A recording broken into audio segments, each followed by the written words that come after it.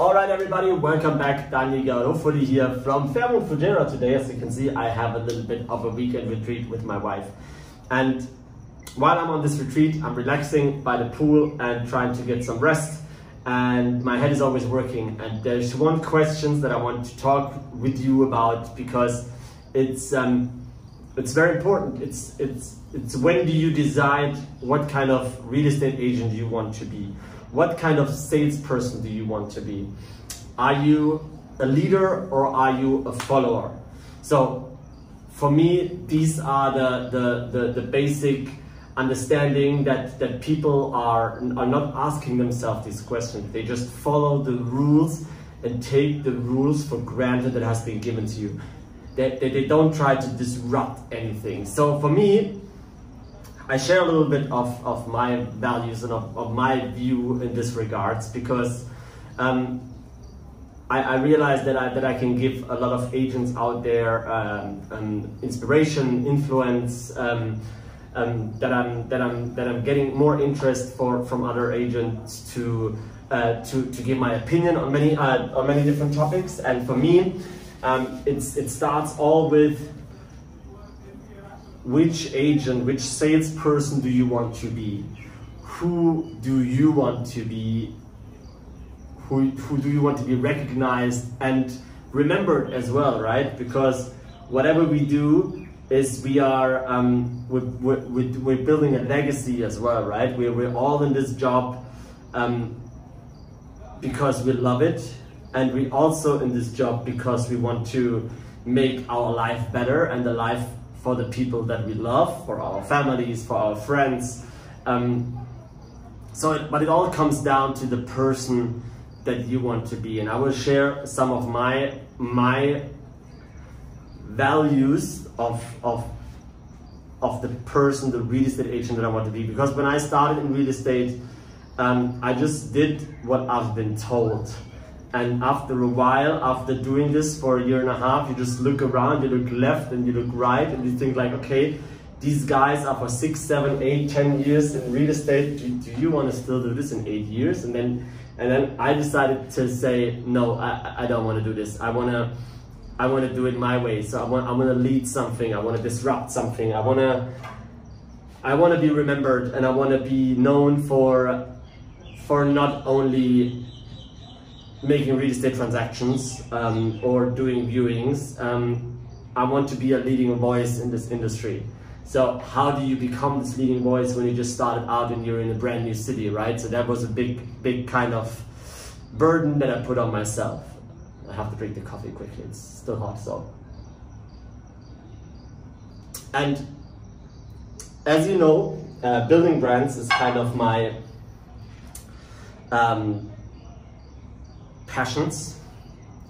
For me, building a brand is super important because once you are a brand, once you have some things like the coffee with me, or like my backpack, or like not working in a suit every day, once you have this repetition in things you do, set up in other people's minds, this is where the magic starts to happen. So for me, it was crystal clear. I want to be a person with a voice in this market. Step number 1. Step number 2, I built myself a real estate agent brand, not a real estate company brand. Super important, because what I figured out, that the best closer in the room is not the person who does the most calls or does the most viewings. I remember back in my luxury real estate company, I had the most listings, I had the most viewings, I made the most clients, I made the most contacts. But there were guys in the office, they just were in touch with billionaires and they closed their deals. And with 1 deal, they made as much money as I did with 10 deals. So, and I said, wait a second, that's like, I want to be recognized at the end of the year as well for having the biggest turnover. And I want to make, because I knew that they don't work as dedicated as I am. So for me, it was crystal clear, putting the effort in, is not enough.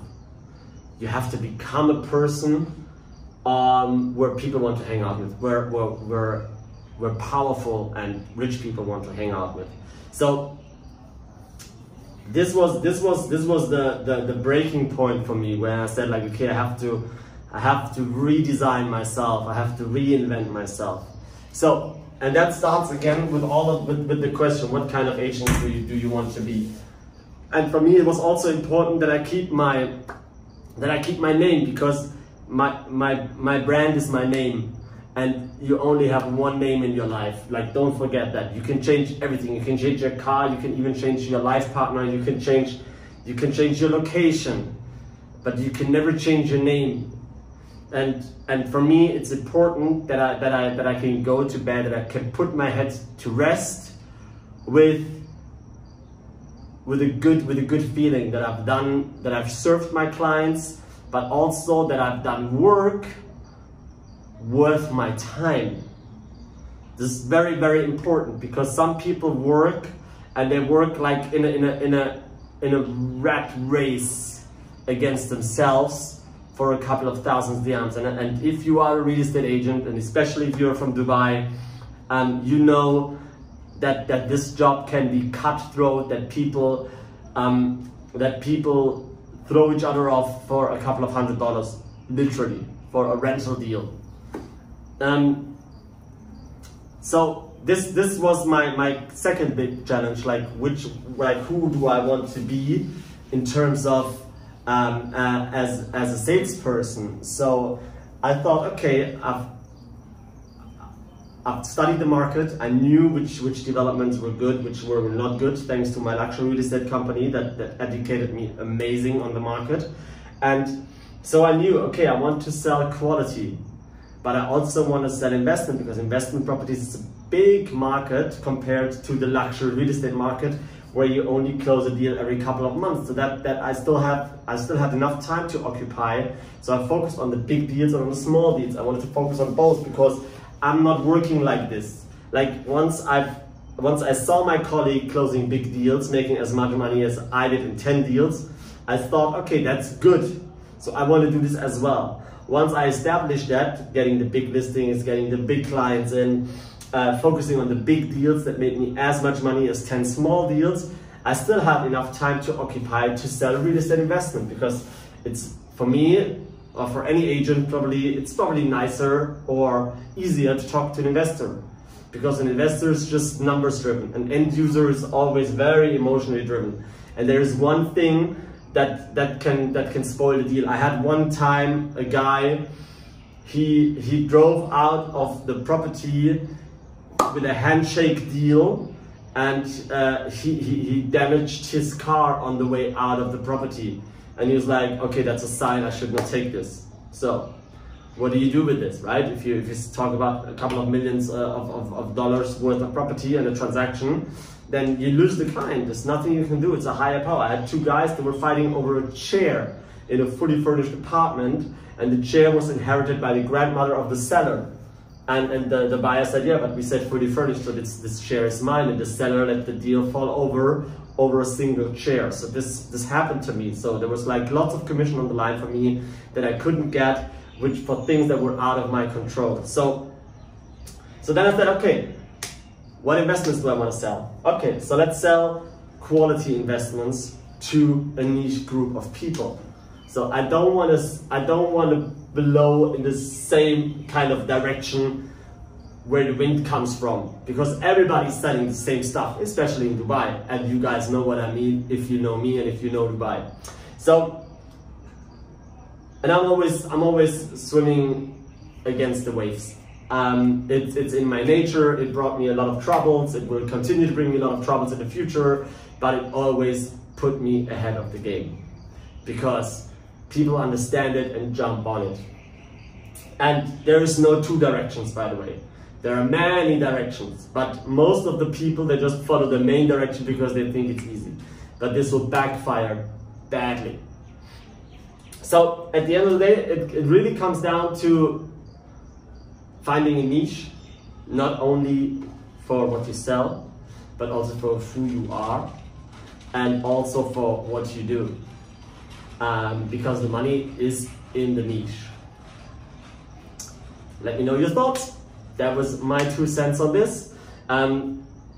Try to get some value out of this, to maybe reconsider your actions, to think of, okay, what can I do? How can I change my business model? And again, as always, please like this video and follow me on all my social media channels. They're all like in the description, etc. And I hope you enjoyed it. Thanks, guys.